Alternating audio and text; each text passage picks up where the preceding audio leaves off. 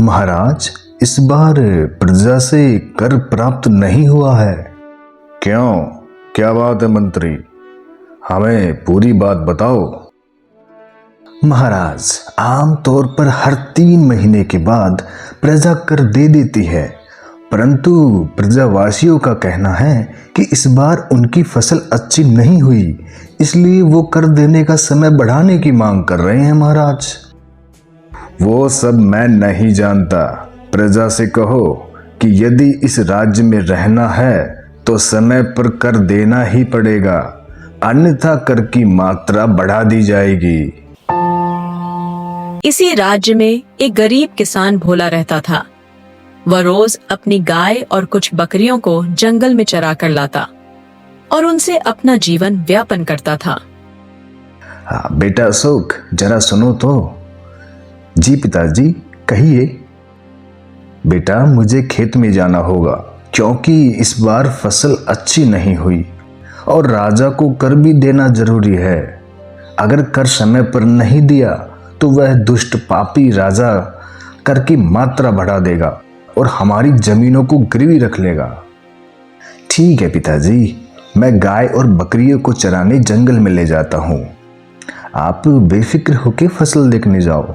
कुछ देर बाद अशोक अपनी गाय और बकरियों को लेकर जंगल में चराने ले जाता है। अशोक एक पेड़ के छाव के नीचे बैठा था। गाय और बकरियां मजे से अपना पेट भर रही थी। तभी पीछे से एक खूंखार जंगली बघेरा आता है। अरे, इतनी सारी बकरियां और गाय, वो भी एक साथ। कितने दिनों से मैंने भरपेट खाना नहीं खाया है। रोज रोज वही छोटे मोटे जानवर खाकर मेरे मुंह का स्वाद ही बिगड़ गया है। आज तो इन बकरियों का ताजा स्वादिष्ट मांस खाकर मेरा पेट भर जाएगा। हाँ, लगता है जानवरों ने पेट भर खा लिया है। अब मैं इन्हें वापस घर ले चलता हूँ और अंधेरा भी होने वाला है। अशोक अब अपनी गाय और बकरियों को वापस घर ले जाने लगता है। कुछ देर बाद वह जंगली बघेरा उनका पीछे करने लगा। तभी सबसे पीछे चल रही बकरी पर पीछे से झपटकर बघेरा हमला कर देता है। बघेरा इतने जोर से बकरी पर झपटता है कि बकरी की आह तक नहीं निकलती। कुछ देर बाद वह बकरी को अपने स्थान पर लाकर मार देता है और खा लेता है। अशोक अब अपने घर लौटता है। अरे, आ गए बेटा, चलो अब सभी बकरियों को बांध दो और हाथ मुंह धोकर खाना खा लो। तुम्हारे पिता भी आ गए हैं।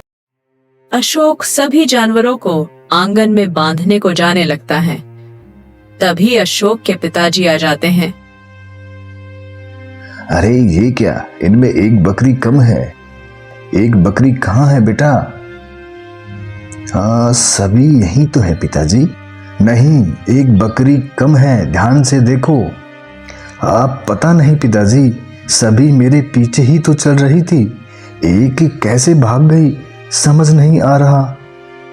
एक बात बताओ बेटा, क्या तुम बकरियों के आगे चल रहे थे? हाँ हाँ पिताजी। अरे बेटा, तुम इतना भी नहीं जानते कि जब हम जानवरों को चराने ले जाते हैं तब हमें उनके आगे नहीं बल्कि उनके पीछे चलना होता है, जिससे कि हम हमारे जानवरों का ध्यान रख सके। पिताजी, कहीं हमारी बकरी किसी जंगली जानवर का शिकार तो नहीं हो गई? हाँ, मुझे भी अब यही लग रहा है, क्योंकि जीवित बस्ती तो अब तक दिख जाती, यहां तक आ जाती। अब क्या करें पिताजी?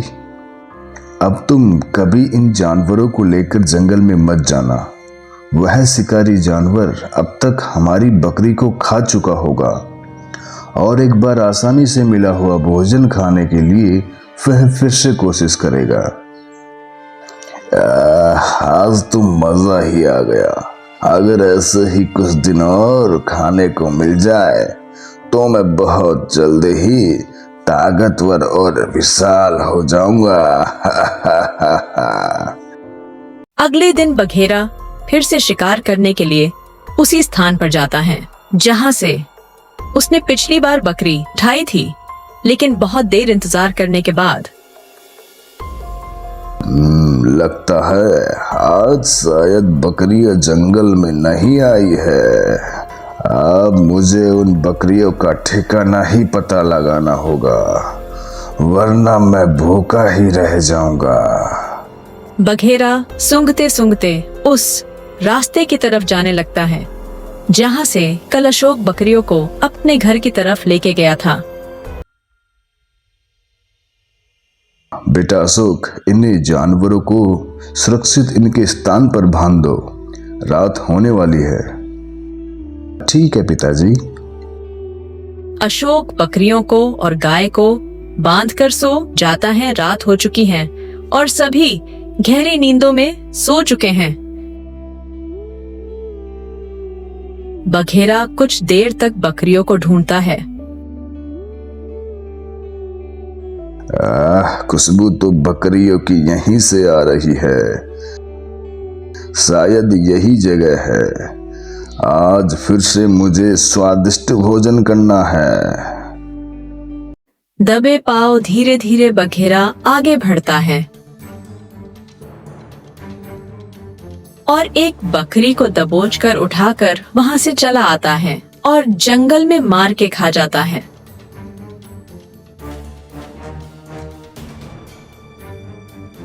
अगले दिन जब भोला आंगन में देखता है तो फिर से एक बकरी गायब थी। हाँ, ये क्या? उर्मिला, अशोक, बाहर आओ जल्दी, यहाँ आओ। देखो, फिर आज एक बकरी गायब है। लगता है उस चालाक जानवर ने फिर से हमारी बकरी का शिकार कर लिया। पिताजी, यहाँ तक शिकारी पहुंच गया, यानी अब हमारी बकरियां, गाय और हम सुरक्षित नहीं हैं। हाँ बेटा, अब हमें लगता है यह जगह छोड़नी होगी, तभी हम सुरक्षित बच सकते हैं। अरे रुकिए, ऐसा भी तो हो सकता है कि हमारी बकरियों को कोई चोर उठाकर ले गया हो। यहाँ हमारी जमीन है, खेत है, उन्हें छोड़कर हम नहीं जा सकते। पहले हमें पता लगाना चाहिए कि बकरियों को उठाने वाला कौन है, कोई इंसान है या कोई जानवर है। पिताजी, ये देखिए, बघेरे के पंजों के निशान। हाँ, इसी चीज का डर था। हमारी बकरियां इस खूंखार जानवर का शिकार हो रही है और धीरे धीरे यह बघेरा हमारा भी शिकार कर सकता है। पिताजी, क्या इस समस्या का समाधान हमारे राज्य के राजा नहीं कर सकते? कर तो सकते हैं बेटा, लेकिन हमारी फसल खराब होने के कारण पिछले महीने से हमने राजा को कर पहुंचाना बंद कर दिया, जिस कारण वो हमारी मदद नहीं करेंगे। अब हमें खुद ही इस समस्या का हल ढूंढना होगा। कुछ देर बाद गांव का सेठ तेलीराम भोला के पास आता है। अरे भोला, क्या हुआ? तुम सब यहाँ किस सोच में खड़े हो? क्या बात है? अरे सेठ जी, क्या ही बताऊं, अब तक हमारी 2 बकरियां जंगली बघेरे का शिकार हो चुकी है और आगे का भी पता नहीं। अरे भोला, ये तो बड़ी गंभीर समस्या है, इससे तो तुम्हें भी खतरा हो सकता है।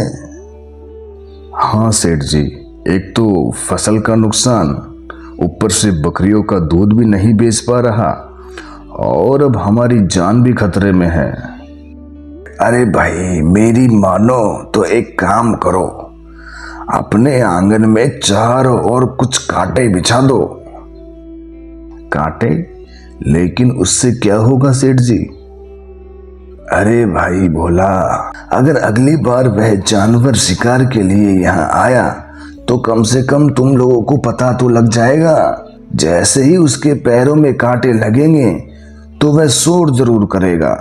इससे तुम लोग जग जाओगे और खुद को और अपने जानवरों को बचा तो पाओगे। अरे हाँ सेठ जी, आपने तो बहुत बढ़िया समाधान दिया है, अभी मैं ऐसा ही करूंगा। सेठ वहां से चला जाता है। भोला अपने आंगन में सेठ जी के बताए हुए तरीके से कांटे बिछा देता है, जिसके बाद सेठ थोड़ी राहत की सांस लेता है। कुछ देर बाद रात हो जाती है और रोज की तरह घर के सभी लोग सो जाते हैं। आज तो मैं मोटी बकरी का शिकार करूंगा। कल मेरा पेट पूरी तरह से भरा नहीं था, उसके बाद मैं थोड़ा सा आराम कर लूंगा। काश ऐसे दिन रोज आए तो मैं जल्दी ही यहाँ जंगल का सबसे शक्तिशाली और विशाल जानवर बन जाऊंगा। बघेरे की ये सभी बातें एक कबूतर पेड़ पर बैठा हुआ सुन रहा था। ये किसकी बात कर रहा है और रोज रोज इतनी आसानी से शिकार करके फूला ही जा रहा है। अगर ऐसा रहा तो मेरे मित्र शेर को भी यह दुष्ट मार देगा। लगता है मुझे यह बात मेरे मित्र शेर को बतानी होगी। कबूतर शेर के पास जाने के लिए उड़ जाता है। थोड़ी देर बाद बघेरा भोला के आंगन तक पहुंच जाता है और उसे बकरियां दिख जाती है।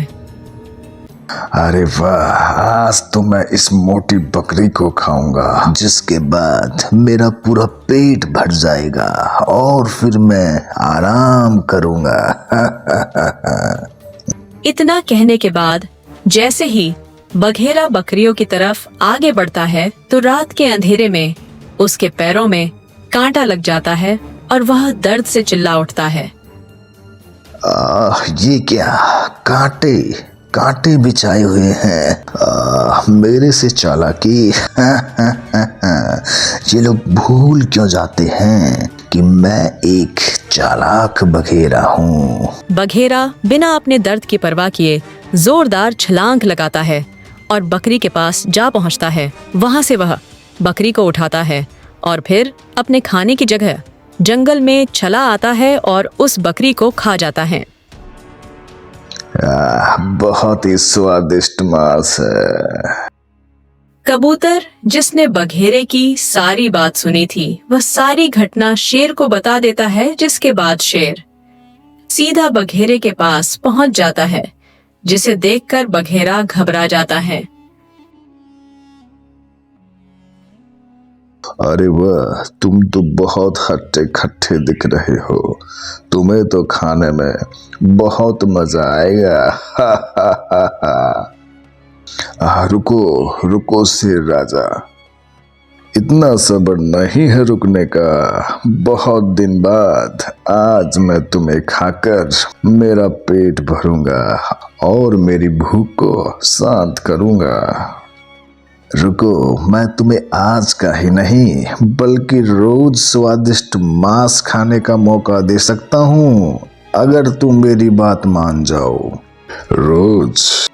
हाँ, मुझे मत खाओ, मुझे छोड़ दो। बदले में मैं तुम्हें रोज एक बकरी ला कर दूंगा, जिसे तुम आराम से खाना और फिर मेरी तरह हट्टे खट्टे हो जाना।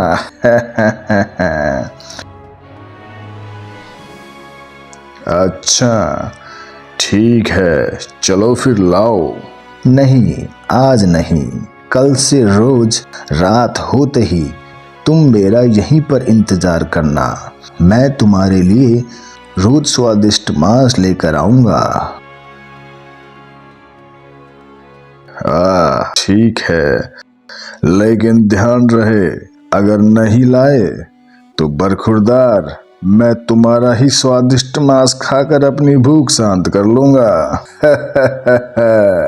अगली सुबह जब भोला आंगन में आके देखता है तो फिर एक बकरी गायब थी। यह देखकर वो बहुत दुखी होता है। जी सुनिए, अब बहुत हो गया, अब आप कुछ करिए, वरना इन सभी जानवरों को बेच दो। कम से कम इनकी जान तो बच जाएगी। उर्मिला, यह तुम क्या कर रही हो? मैं ठीक कह रही हूँ, क्योंकि हमारी वजह से ही इन जानवरों को अब खतरा है। ये मासूम रोज शिकार होते जा रहे हैं। भोला कुछ देर सोचता है। नहीं उर्मिला, अब बस, अब मैं उस शिकारी के हाथों अपनी बकरियों का शिकार नहीं होने दूंगा। इस बार मैं उसे बहुत अच्छा सबक सिखाऊंगा। ठीक है, आप जो भी करे सोच समझ के करना, क्योंकि वह शिकारी बहुत चालाक है। हमने इतने कांटे बिछाए और क्या क्या नहीं किया, फिर भी वो शिकार कर ही लेता है। हाँ उर्मिला, तुम परेशान मत हो। इस बार वह शिकारी आएगा, लेकिन जाएगा खाली हाथ। अच्छा, तुम खाना बनाओ, मैं आता हूँ। भोला एक मूर्तियां बनाने वाले के पास आता है। अरे भाई साहब, मुझे 2 पत्थर की बकरियां बना कर दो, जो बिल्कुल मेरी असली बकरियों की तरह होनी चाहिए। हाँ ठीक है भैया, 1 घंटा लगेगा, बना देंगे। भाई साहब, बकरियों की मूर्ति ऐसी होनी चाहिए जिसे अगर रात में कोई इंसान भी देखे तो उसे असली बकरी दिखे। अरे भैया, रात के अंधेरे में तो आपकी असली बकरी भी नकली लगेगी, हमारी बनाई गई मूर्ति के सामने, देख लेना।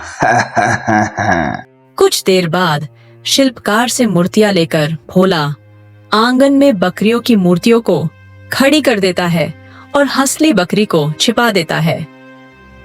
आज तो मुझे भले ही खुद भूखा रहना पड़े, लेकिन उस शेर को शिकार ले जाकर देना होगा, वरना मेरी जान खतरे में पड़ जाएगी।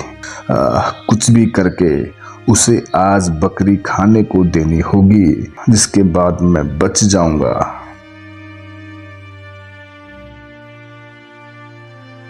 चले? हाँ। अरे नहीं नहीं, तुम यहीं रुको, थोड़ा अंधेरा होने दो, मैं लाता हूँ। कुछ देर बाद रोज की तरह अंधेरा हो जाता है।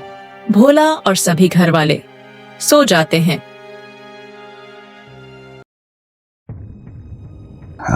इस बकरी को उस दुष्ट शेर को देके अपना पीछा छुड़ा लूंगा और फिर मैं बच जाऊंगा। जैसे ही बघेरा उस पत्थर की मूर्ति को असली बकरी समझ के उस पर झपटता है और अपने मुंह से दबोचने की कोशिश करता है, तो उसके दांत टूट जाते हैं और दांतों से खून निकलकर उसके मुंह पर आ जाता है। ये क्या, मुझे फिर से मूर्ख बनाया, बहुत दर्द हो रहा है। कहीं मुझे ये लोग मार तो नहीं देंगे। बघेरा डर के मारे वहां से भागकर जंगल की तरफ चला जाता है।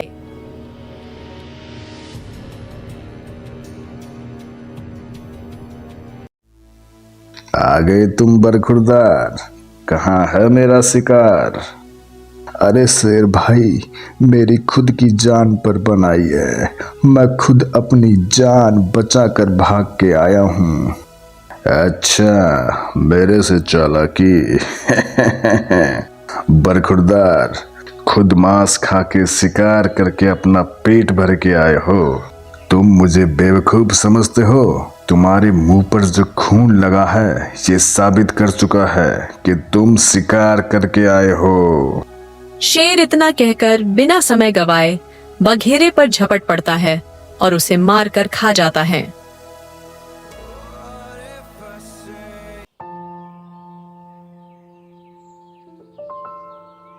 उर्मिला, देखो, यहाँ आओ। क्या हुआ जी, क्यों चिल्ला रहे हो? हाँ देखो, इस मूर्ति की तरफ खून लगा है, यानी उस शिकारी को सबक मिल गया है, अब हमारा पीछा छूट गया। भोला के जानवरों का अब कई दिनों तक शिकार नहीं हुआ, जिसके बाद उसे पूरी तरह भरोसा हो गया कि अब उसका दुश्मन जा चुका है। अब भोला खुशी खुशी पहले की तरह अपने सारे काम करने लगता है और सभी लोग आराम से रहने लगते हैं। दोस्तों, ऐसी ही और मजेदार कहानियां देखने के लिए इस चैनल को अभी सब्सक्राइब करें। धन्यवाद।